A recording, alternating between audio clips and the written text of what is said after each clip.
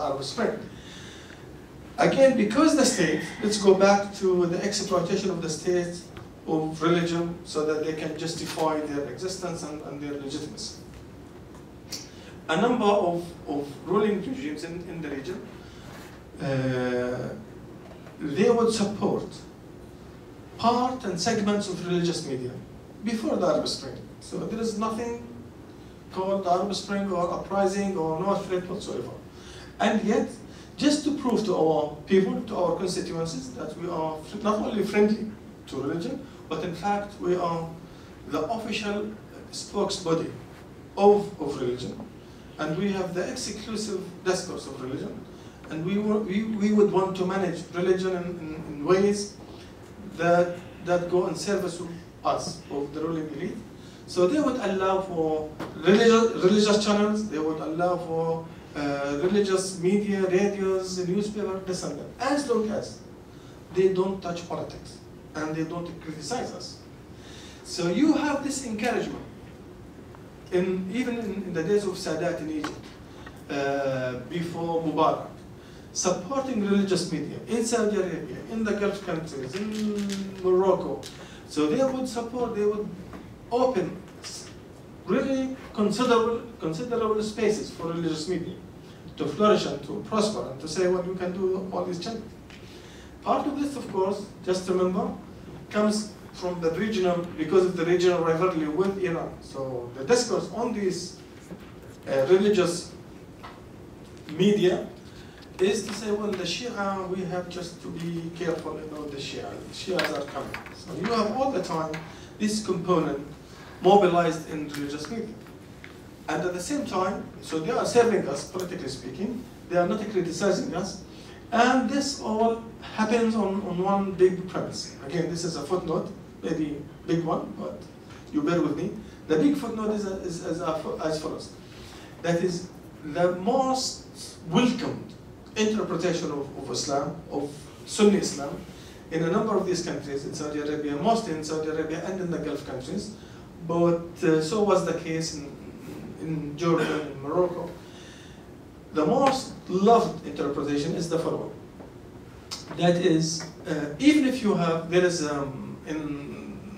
in the schools of political thinking in Islam, you have so many scholars approaching so many issues differently, but when it comes to who rules us and with what kind of justification and legitimacy, you have this school that would say, one among others, of course, says, well, as long as the ruler rules us in the name of Islam, even if it was verbally, and if he maintains the unity of the community, then we have to obey him. He may exhibit some sort of, not really perfect Islamic practice, but still, as long as he rules us in the name of Islam and maintains the unity, there is no civil strife, there is no fragmentation, then we have to obey him. Well, this is easy. These are two easy conditions. So if you are a ruler, say in Saudi Arabia, in Egypt, anywhere, so you can say, well, listen guys, I rule you in the name of Islam. Then nobody can say, well, you are a non-Muslim, or you are now, there are conditions to revolt against you. Then the second thing, of course, to maintain the unity of the community, that's fine. I am in Saudi Arabia, or I am in Oman, or United Arab Emirates, or Jordan, well, I am maintaining the unity of the country. So these two conditions mostly, they are fulfilled. So it's illegitimate, in fact, it's un-Islamic. You are not allowed, it's impermissible to revolt against a ruler who fulfills these two conditions. So this is only one school of thinking. So that, just for you to, I mean, I'm sure many of you maybe study these things or something, but you have some other schools of thinking in political Islamic thought. But this is now the one that was elevated as the prominent school, and we want this. So this is the dominant school of thinking in Saudi Arabia, in the Gulf countries, and again, the reason is very obvious, because it would serve the ruler. That listen, it's against religion, in fact, to go and against me, and to revolt against me. So So you have this very obedient religious establishment. And this obedient religious establishment is allowed to have whatever religious media that they want. And again, because they would abide with my rules and they wouldn't touch me. In fact, it's apolitical media, non-political media. So you do these channels, and they used to have dozens, if not even more, of religious channels. And I focus on TV broadcasting and TV stations because, in my view, and this is discussed in academic research when it comes to media, TV is still the most powerful media means in terms of influence and audiences. Yes, we have social media, we have radio, we have the press, but until now, the TV broadcasting, the screen, is the most influential media, especially when it comes to societies where you have the literacy rates are really very high. So people who can't even use social media. So the whole big buzz about social media is only with the young generation. But the middle ages and above, different story.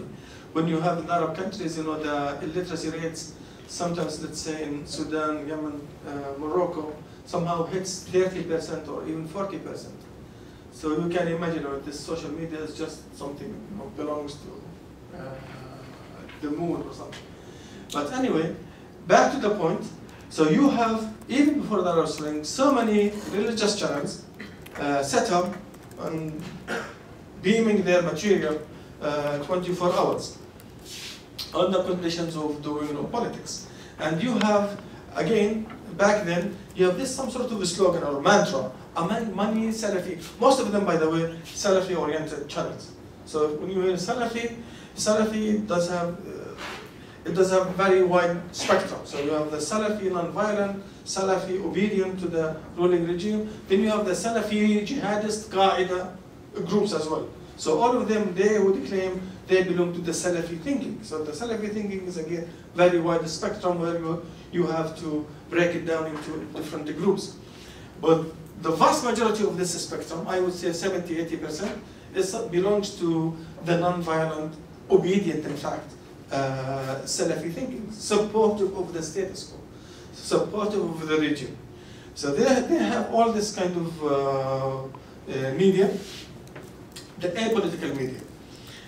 Now, what happens, in fact, fundamentally, there is no such a thing called apolitical media, because if you neutralize the media and say you don't talk about politics, you just have all these airwaves and all these audiences, and try to influence people in how the best ways or the right way to pray, to fast, to do all the rituals, and let's just get them engaged and make them busy in all these details all their lives. This is in fact fundamentally at the core of it is a very, very political act. You are neutralizing them from doing politics.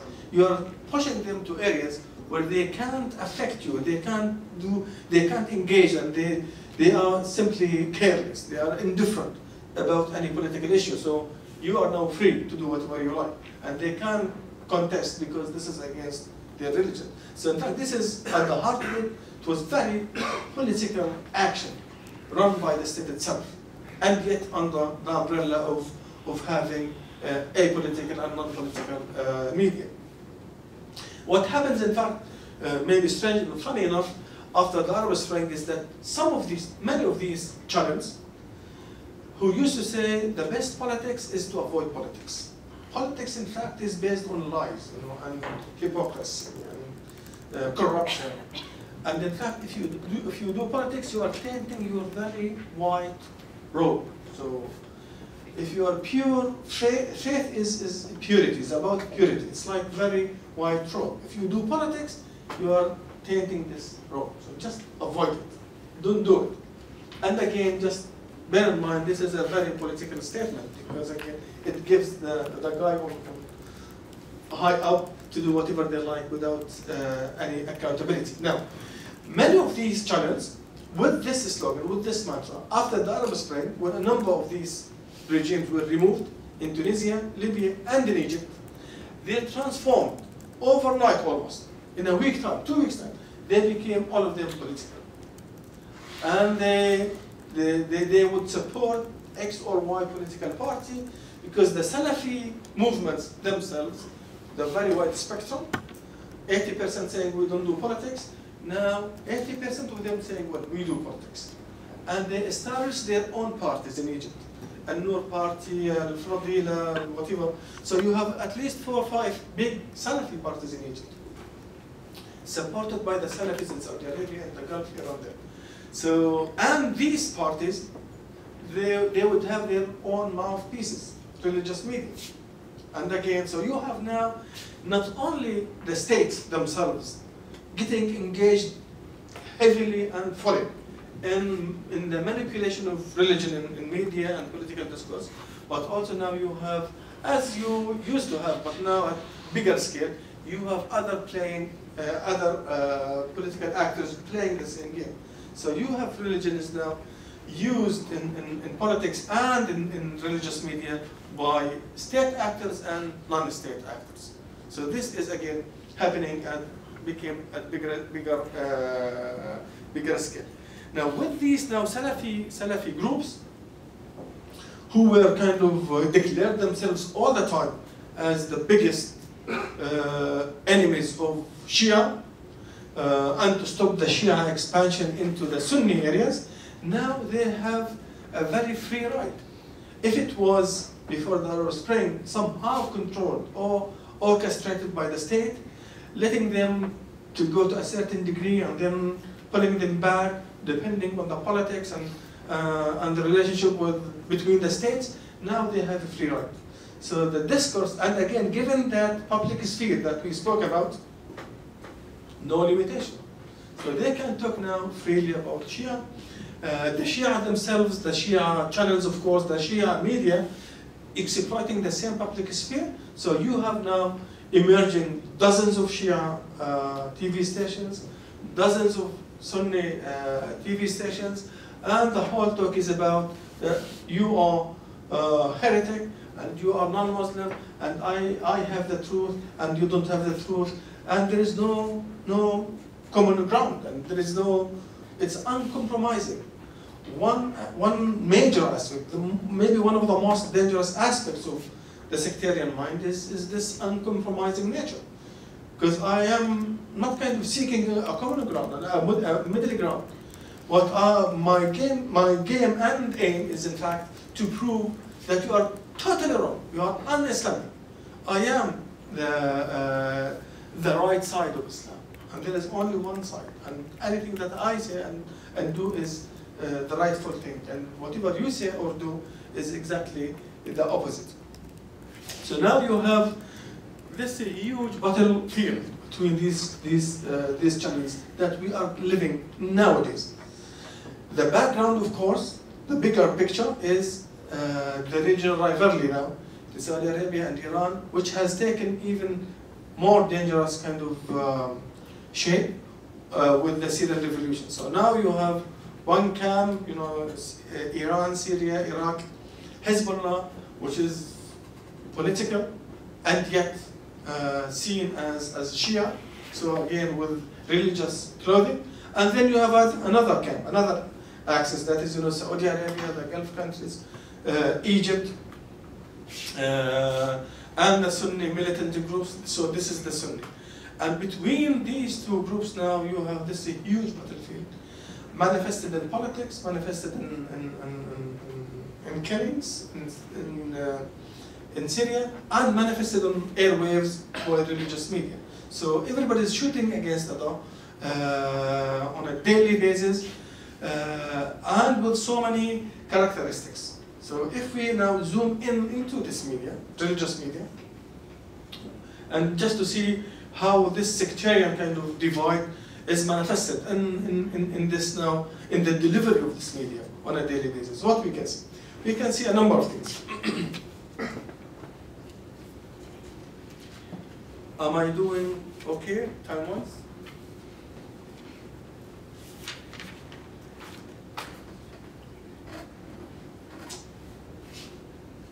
When we spoke about, you know, the almost, you know, the ownership of this media we said, you know, the state, if not owning directly, it would be directing indirectly these stations, these TV stations. So you have, in fact, you know, the map of ownership is very fascinating, because part of this is, again, state-owned, another part is semi-state owned.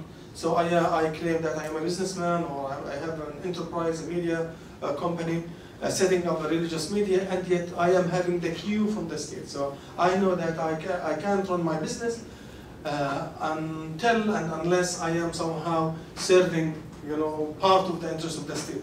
So this, again, almost official or semi-official discourse on these channels. And then now you have the party-owned, political party-owned channels. As we said, you know, the Salafi groups in Egypt or elsewhere owning, you know, some channels and then using them to broadcast and transmit their messages. The location of these channels are again fascinating. They're based, scattered, you know, in the region, Iran, Iraq, you know, Lebanon, Saudi Arabia, the Gulf countries, and surprisingly enough, the UK, the United States, Europe. So some of them are not allowed to transmit from the region because they are really very radical. So they would go even outside, you know, the region itself. They would find maybe safe haven in London or elsewhere, and they start beaming this very inflammatory kind of material from London or the United States. And one major thing to do with the structure of this media is that there is no regulatory system, because it's really huge and somehow vast and takes place almost on a daily basis. So you can't have a structure, a regime that would control all this media or draft regulations and laws about the conduct and delivery of this media. So it's very fluid and very chaotic scene. This is when it comes to ownership. Now, when it comes to the content, which is maybe the more fascinating and sad, let's say, side of the whole story. Now think of it, you have Sunnis and Shias channels, and then every side of them, they try to prove the other side completely wrong. So what would they do? One of their doings, or let's say maybe bad doings, is just to go to the past. They travel into the past, and they go and bring from the past all these battles between, they start from even the companions of Prophet Muhammad, their disputes and contestation. And they would say, companion X says so, and companion B says so, and this means da. So all these very far past debates and contestations now have been revived, all on screens. These debates, many of them are really deeply theological, and they don't concern, you know, the public, the ordinary people, you know, the man in the street, the layman in the street. They wouldn't even understand them. And then so you are not only you are zoom in and you are bring and blow all these issues out of the proportion, and then just throw them in the face of the public, and people are kind of, oh, is this happening? Did this happen? I don't know, Aisha or X or Y from the companions Muhammad. Nobody knows all these kind of details. So in fact, you are poisoning even the atmosphere. People who believed in their religion in a very mild, moderate, maybe friendly way, and then suddenly they are faced by all these drifts and contestations and accusations that if you don't believe in this case, you are not a true Muslim. All these challenges at the very sentimental and psychological level are faced now by many people because of this, again, going to these very narrow circles of theological debates and throw them in the public. And then, so another thing is the victimhood, of course, mentality.